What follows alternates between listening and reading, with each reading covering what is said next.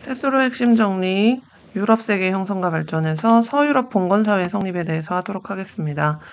자, 이 서유럽의 봉건사회의 시작은 게르만족의 이동에서 시작이 되거든요. 게르만족이 이동하게 된 원인에 대해서 여러 이야기가 있지만 일단 기본적으로 4세기 후반에 훈족이 서진을 하게 됩니다. 그래서 훈족이 흉노족이다 다양한 얘기가 있는데 어쨌든 이 훈족이 로마 제국까지 이동해 와서 로마 제국을 약화시키는 것뿐만 아니라 그 동유럽 쪽에 있었던 게르만족도 이동을 시키죠. 그래서 그 게르만족들이 서로마 제국으로 이동을 하게 되면서 결국에 476년에 서로마 제국이 멸망하게 되는데 게르만족의 이동이 한몫을 하게 됩니다. 그래서 서로마 제국이 멸망한 후부터 보통 중세 유럽의 시작이라고 보는데요. 이 게르만족에 이제 여러 민족들이 있어요. 게르만족 하면 대표적인 민족이 프랑크족, 반달족, 그 다음에 롱고바르드족이라고도 하고 롬바르드족이라고도 하거든요. 롱고바르드족, 고트족, 이런 족들이 있거든요. 그래서 다양한 부족들이 존재하는데 그 중에서 가장 오래 안정적으로 왕조를 유지한 왕족은 바로 프랑크족입니다. 프랑크족. 그래서 프랑크족이에요. 프랑크족. 그래서 이 프랑크족에 대해서 얘기를 하도록 할 건데요. 이 프랑크족이 안정적으로 프랑크족이 안정적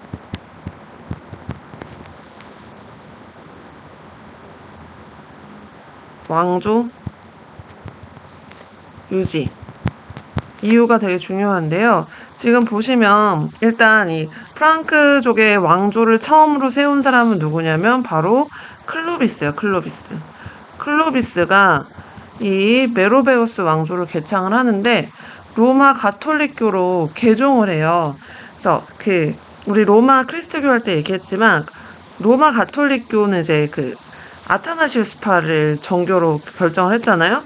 그래서 이 프랑크족의 안정도를 유지하게 될 수 있었던 이유는 일단 바로 로마 가톨릭으로 개종을 합니다. 로마 가톨릭 또는 아타나시우스파 크리스트교로 개종을 해요. 그래서 로마 시민들은 대부분 다 로마 카톨릭이잖아요. 그래서 로마 원주민들과 종교적으로 마찰이 없어요. 문화적으로 마찰이 없었고요.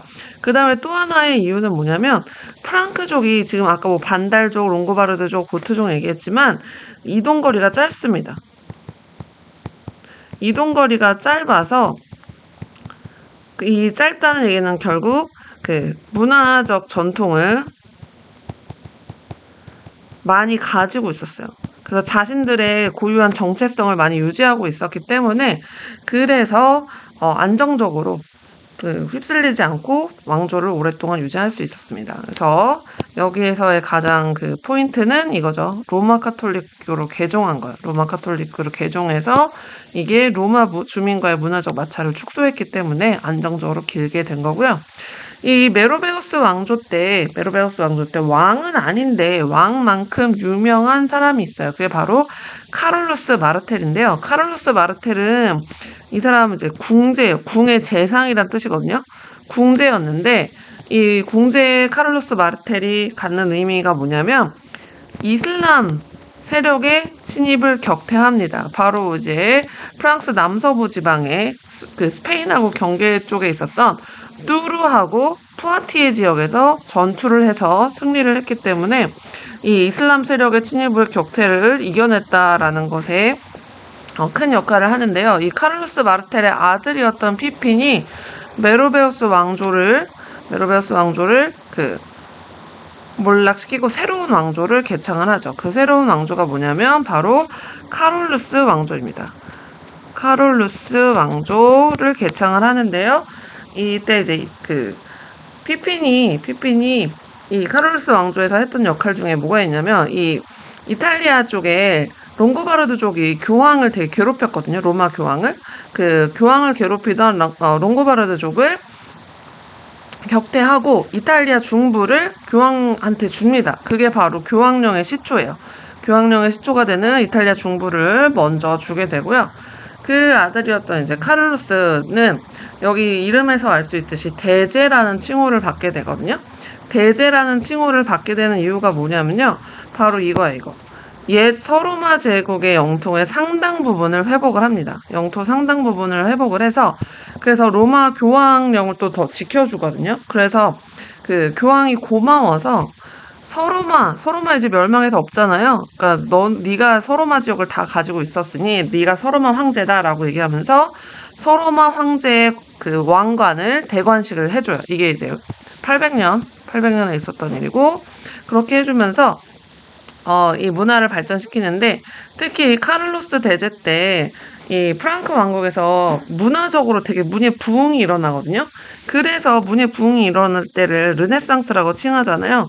그래서 이때 그 문예 부흥 시기를 카롤루스 르네상스라고 표현합니다. 그래서 카롤루스 르네상스 때 그 카롤링거 소문자라고 해서 뭘 만드냐면 그 필기체인데 인쇄체 같은 되게 이렇게 정형화된 필기체 있잖아요.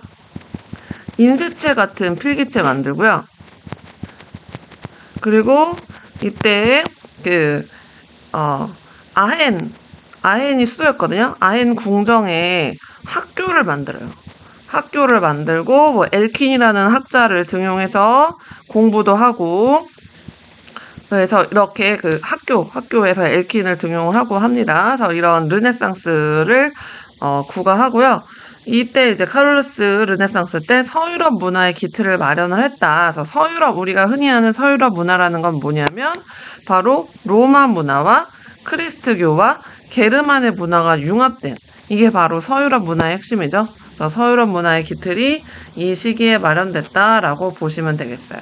그래서 이때 이제 그 카를로스 대제 때 이렇게 큰 전성기를 맞이하게 되는데, 이 프랑크족의 문제가 뭐냐면요. 프랑크는 그 분할 상속하거든요. 분할 상속하는 그 과정에서 그 상속하는 거 가지고 그 왕자들끼리의 왕위 다툼, 그러니까 영토 다툼 막 이런 게 일어나요. 그래서 그 카를로스 대제의 손자들이 막 박터지게 싸우거든요. 서로 자기가 더 많이 차지하겠다고 싸워서 하도 영토 가지고 싸우니까, 그래서 그러면 여기는 나눠 갖자라고 해서 조약을 맺어요. 그게 바로 베르댕 조약하고 메르센 조약입니다. 처음에는 베르댕 조약에서는 동프랑크, 중프랑크, 서프랑크로 나뉘고요. 그 다음에 메르센에서 동프랑크, 서프랑크, 이탈리아 이렇게 나뉘어요. 그래서 동프랑크는 프랑크 왕국이 이렇게 유럽 땅 이렇게 있으면, 여기가 스페인이라고 치면 여기 이탈리아 반도 얘기할게요. 그래서 이렇게 있다고 치면 이쪽이 동, 이쪽이 중, 이쪽이 서, 이렇게 돼서 지금 현재 독일 지역 쪽이 동프랑크고, 지금 현재 프랑스 지역이 서프랑크, 중프랑크가 이제 나중에 중프랑크가 점점 이렇게 없어져가지고 밑에 이탈리아 반도가 남거든요. 그래서 이렇게 두 번의 조약으로 분열이 이루어집니다. 분열이 이루어지는데, 이 프랑크 왕국이 분열됐을 때쯤에 이때 유럽에서 또 어떤 일이 발생하냐면, 여러분이 바이킹 들어보셨죠? 바이킹으로 유명한 노르만족이, 스칸디나비아 반도 쪽에 있었던 노르만족이 유럽 해안과 내륙에 진출합니다. 그래서 노르만족이 세운 왕조들이 많이 세워져요. 그래서 프랑스 서부에 있었던 노르망디 공국이라든지, 그 다음에 이 노르망디 공국의 그 공작이 영국에 가서 왕조를 세우거든요. 그게 바로 노르만 왕조예요. 노르망디는 이제 프랑스 지역, 그게 넘어가서 세운 노르만 왕조라든지, 그다음 노브고르드 공국, 시칠리아 왕국, 이런 노르만 쪽이 세운 나라들이 있습니다.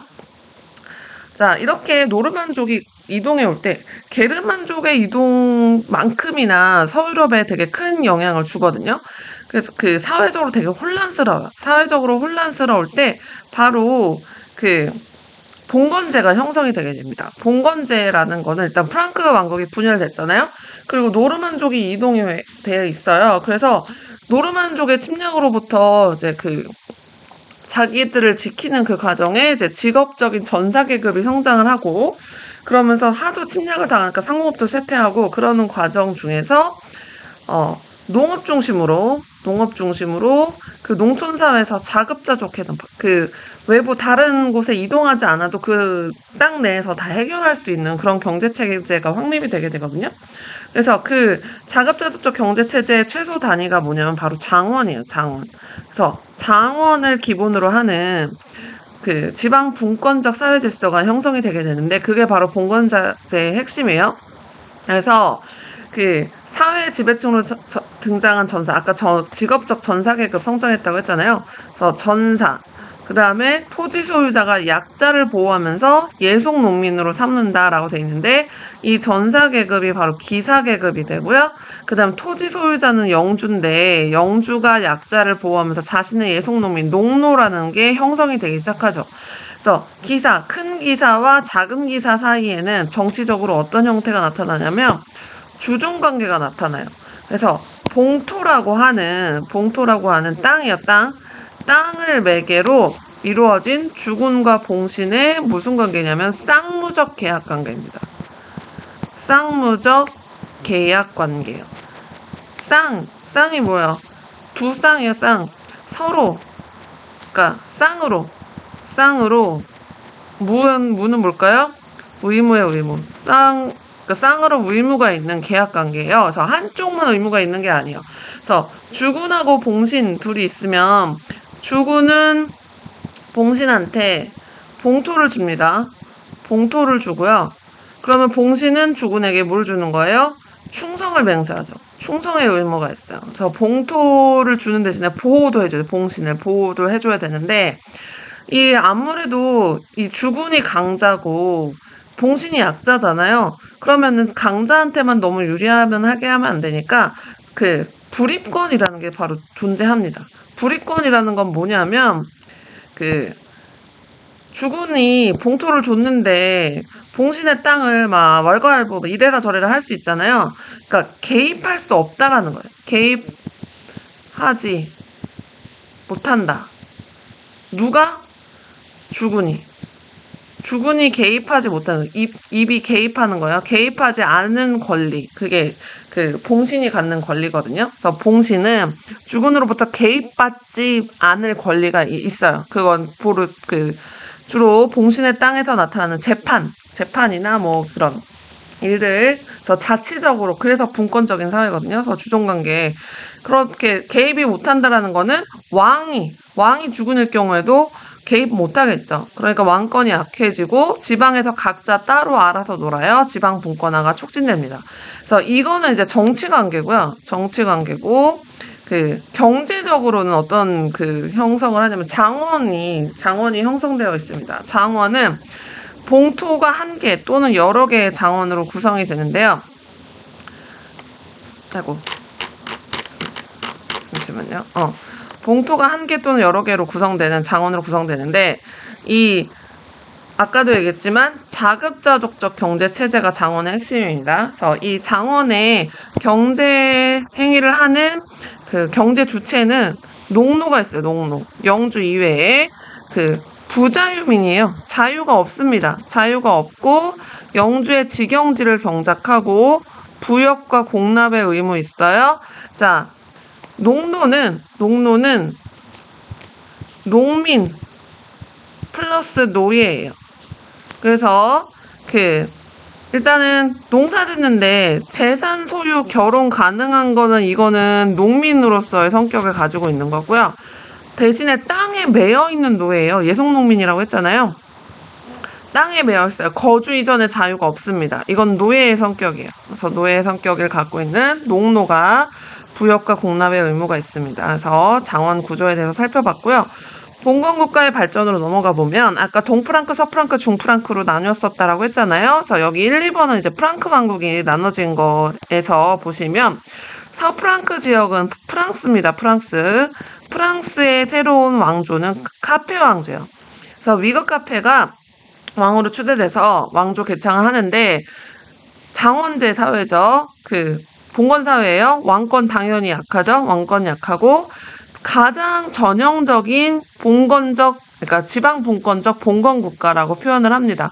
특히 그 카페 왕조 왕이 다스리는 그 지역은 일드 프랑스라고 해서 그 파리 주변 지역만 왕이 그 영향력을 미치고요. 나머지는 왕의 영향력을 미치지 못하는 엄청나게 지방 분권적인 특징을 가지고 있는 게 프랑스, 초기 프랑스고요.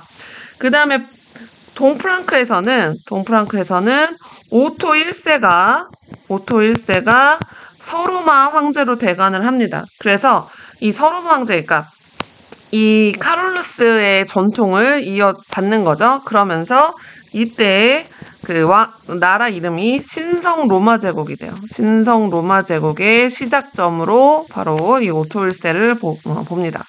그 다음에 노르만 왕조는 어디냐면요. 노르만 왕조는 영국입니다. 영국. 아까 노르망디공 프랑스 서부라고 했잖아요. 노르망디공 윌리엄이 개창을 했어요. 노르만 왕조는. 그래서 이 윌리엄의 다른 이름이 정보광이거든요. 정보광 윌리엄이에요. 별명이. 그러면 정복을 한 왕이니까 되게 강력할 거 아니에요. 그래서 왕권을 강력하게 확보하고서 그 강력한 왕권에 입각한 봉고제를 수립을 하는데, 이 노르만 왕조 때 대대적인 이제 토지조사 사업 실시하거든요. 그러면서 작성한 이게 둠즈데이북이 바로 토지대장이에요. 토지대장.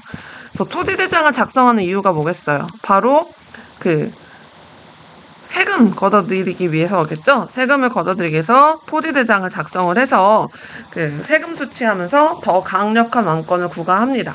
그래서 지방 분권적인 중세 사회에서 정보광이 다스렸던 영국은 그래도 비교적 왕권이 좀 강한 편이었어요. 그래서 영국까지 얘기해서 여기 서유럽 봉건사회 성립 정리하도록 할게요.